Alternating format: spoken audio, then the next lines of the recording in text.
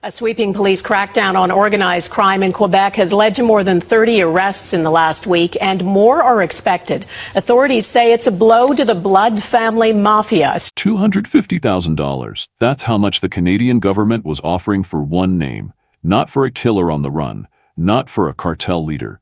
For a man in his 20s with no known address, no public image, and a crew no one had ever seen. Dave picked Turmel. But here's what made it worse. Nobody claimed the reward. Not his crew, not his rivals, not even the people who wanted him dead. Because the man they were hunting wasn't just a fugitive. He was a ghost. One who ran a war from across the ocean and left behind encrypted devices, burner phones, and silence so heavy, not even the bodies he left behind could break it. The first clues weren't even treated as connected. A drug dealer goes missing in Levis. An SUV explodes outside a biker stash house.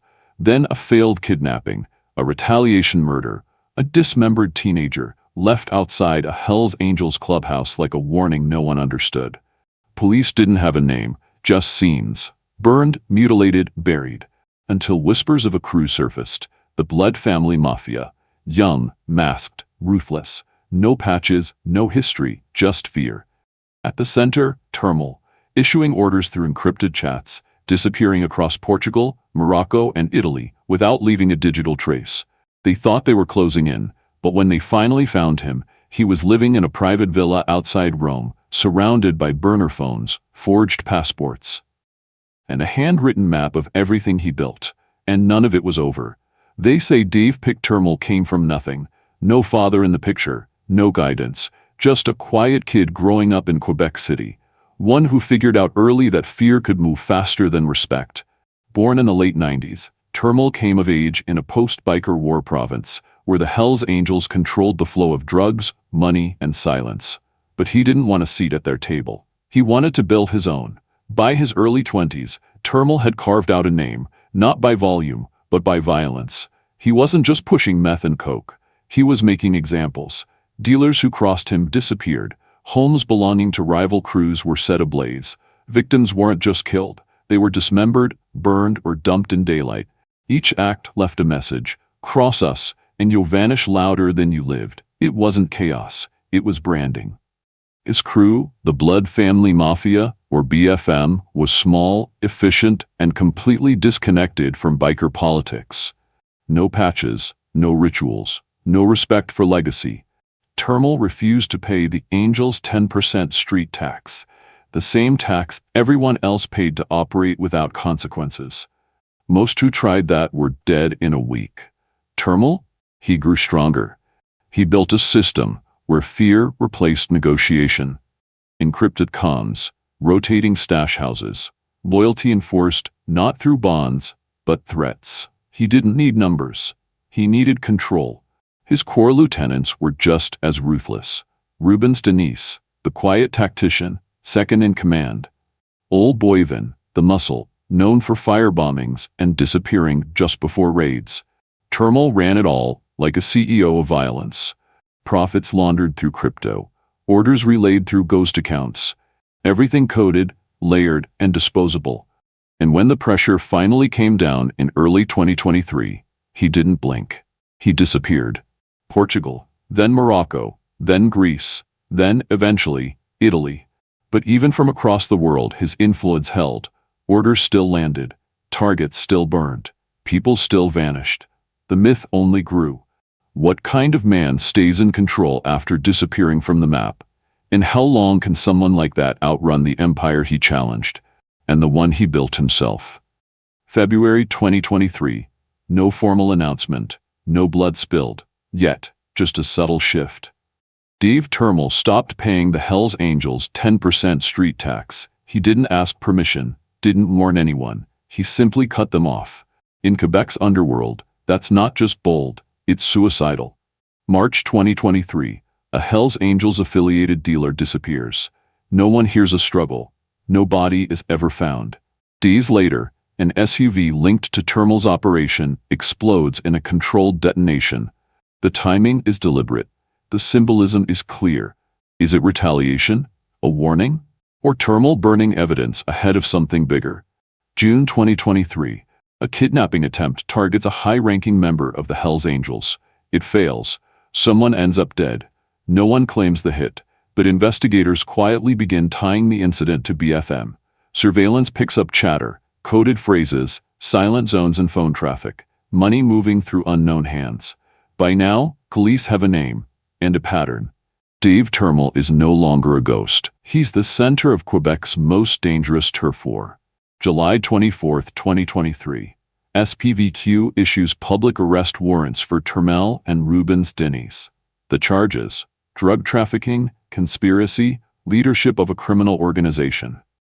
But when authorities move in, both men have vanished. No signal traces, no known contacts, nothing. How did two fugitives disappear at the peak of a manhunt, unless they planned it months in advance? September 2023. The war goes public. Molotov cocktails are thrown at biker-linked businesses in Lévis and Beauce.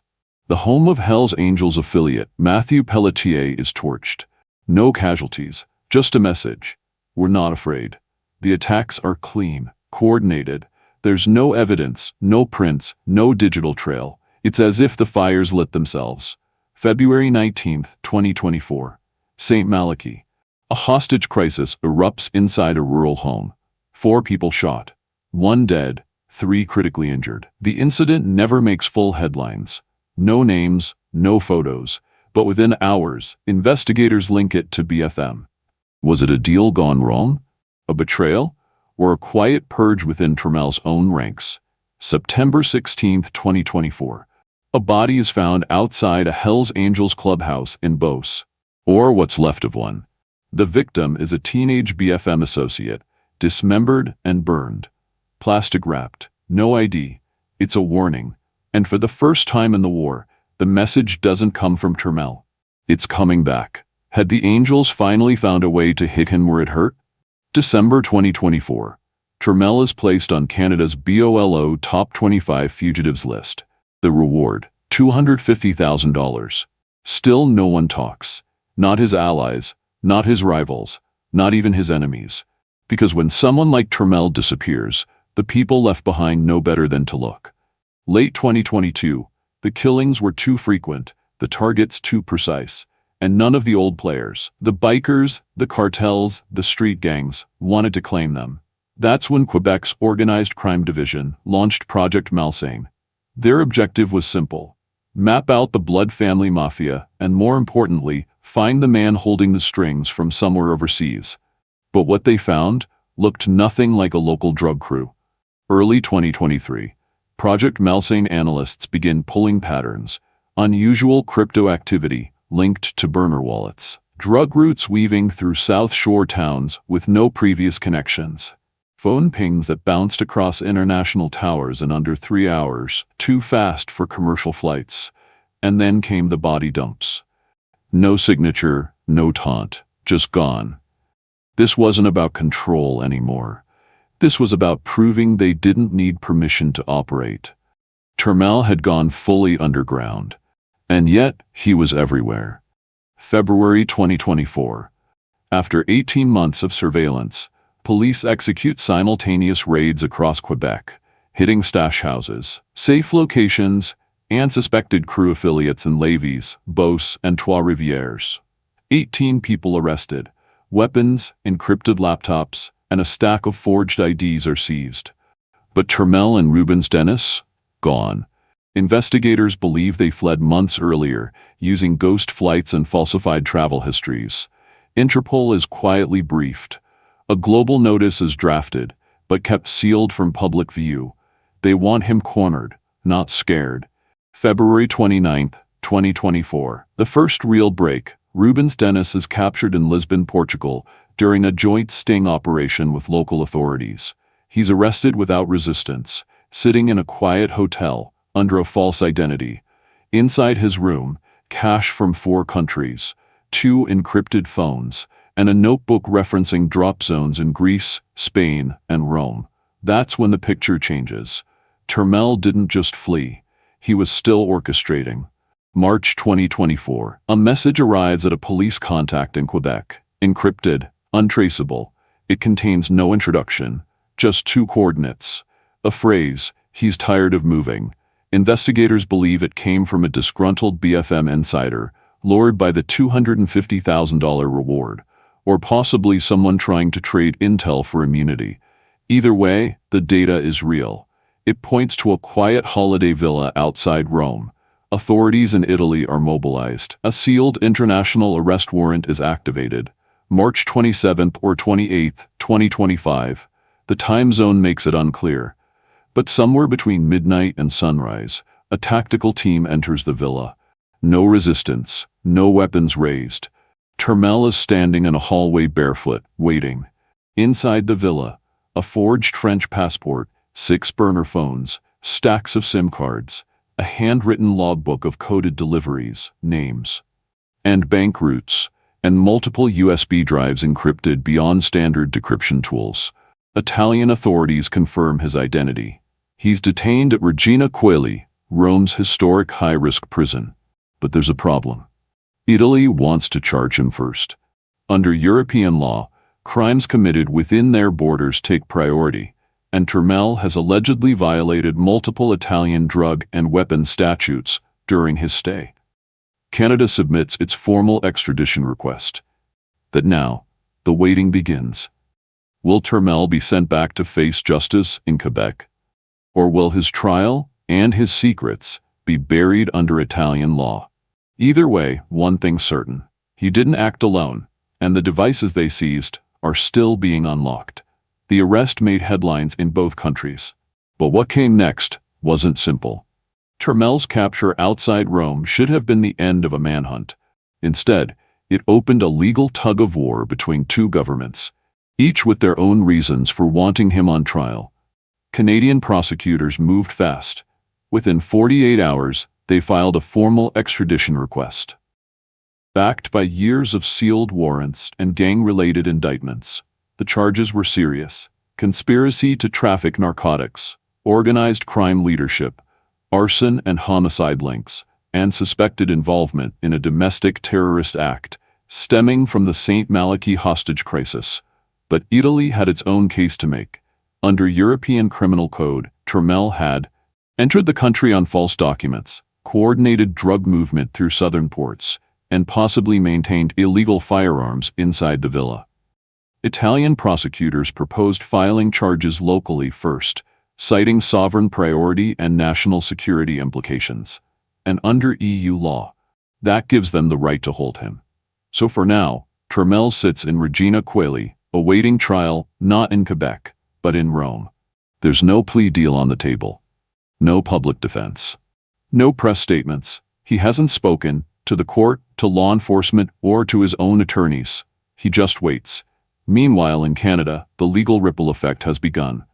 Rubens Dennis, his former second-in-command, is currently awaiting trial in Quebec. He's charged with conspiracy, gang activity, trafficking, and indirect links to multiple homicides. So far, Dennis has remained silent. No cooperation, no bargaining. He's housed in protective custody, but authorities remain nervous. Too many people want him quiet. Too many questions haven't been answered.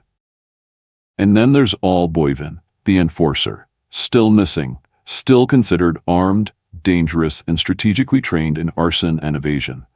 Interpol has flagged his name in connection with movements through Serbia, the Netherlands, and Colombia, but nothing has stuck. He's believed to be using South American cartel networks to move undetected. Some believe he's hiding in plain sight. Others think he's already dead. But until a body is found, he stays on Canada's Bolo Top 25, with a high-value bounty still active. Projected legal timeline? 2025-26. Turmel faces trial in Italy, most likely under weapons and trafficking charges. 2026-27. If convicted, Italy may hold him or allow extradition to Canada mid-sentence, depending on diplomatic negotiations. But there's one more twist. The encrypted devices recovered during Turmel's arrest still being cracked. Early reports suggest banking trails, dead drop routes, and encrypted client lists, some with names outside Quebec, outside Canada, possibly tied to South American trafficking syndicates. If even part of that's true, Turmel wasn't just starting a turf war. He was building a pipeline. and Quebec might have only been the first stop. So is the legal system chasing a gang leader, or are they staring down the blueprint of a modern cartel, disguised as a local uprising? One thing is certain, if Turmel talks, a lot more people are going to prison, and if he doesn't, they'll have to find the rest on their own. As of June 2025, Dave "Pick" Turmel remains behind high walls in Regina Coeli Prison, Rome. No trial date confirmed, no extradition granted, just waiting under 24/7 surveillance, with every phone call monitored, every letter scanned. His silence continues. No statements, no testimony, no hint of what's coming next. Meanwhile, the Blood Family Mafia has fractured. The arrests and raids crippled leadership, but the organization never fully collapsed. Pockets still operate, mostly in the South Shore. More discreet now, less visible, but not gone. The war with the Hells Angels may have ended on paper, but in practice, the streets still feel it. Retaliation didn't stop when Turmel disappeared, it just changed form. 1 month after his arrest, a former BFM runner was found outside Levis, stripped, beaten, barely alive. No one claimed it, but the message was clear. We're still watching. The Hells Angels, for their part, moved quickly to reclaim turf. By May, they'd re-establish control over key trafficking hubs across Quebec City and Beauce. But something's changed. Police are watching both sides harder than ever. New joint task forces, surveillance teams, wiretaps, drones, and deep dives into crypto movement. The state isn't just chasing bikers anymore, they're tracking networks. Because the devices seized in Rome, the encrypted phones, USBs and burner SIM cards are still being decrypted, and early whispers suggest they may hold data from ports in South America, contacts in the Balkans, and logs from French-speaking African nations. This wasn't just a Quebec operation. Turmel might have been testing a new model of criminal control, decentralized, coded, global. Was Quebec just the prototype? How many names are buried in those files? In the public eye, Turmel's arrest was framed as a win. Canada's BOLO program took credit. $250,000 went unclaimed. The tip that led to his location likely came from someone on the inside, trading information for protection. News outlets ran with headlines, "Modern outlaw empire brought down abroad." But inside law enforcement circles, the celebration was cautious. Because the system caught Turmel, but it hasn't stopped what he started. How many others were watching him, learning from him, waiting for their turn? Turmel didn't just reject the rules of the outlaw world, he made a spectacle of it. He outplayed the bikers, he vanished from police radar, he manipulated fear, not with threats, but with silence. For 2 years, no one knew where he was, but everyone could feel his presence. And then he surfaced, not in a basement, not in a border town, in a Roman villa, with burner phones, forged passports, and a map of Quebec's underworld, drawn by hand. But what if that map wasn't just a record? What if it was a plan? Turmel's arrest ended a manhunt, but it didn't end the war. Not in the streets, not in the prisons, not inside the encrypted files investigators still haven't cracked. Because somewhere in those drives, or maybe in the mind of the man who won't talk, is the answer to a bigger question. Was Turmel building a gang, or founding a new kind of criminal empire? One that doesn't wear patches, doesn't take oaths, doesn't need borders. Just signal, loyalty, and silence. And if that's true, then the real danger isn't what Turmel did, it's who watched him do it, and took notes. If this story of violence, defiance, and downfall gripped you, hit the like button, subscribe, and turn on notifications. We're telling the stories most fear to touch. Thank you for watching.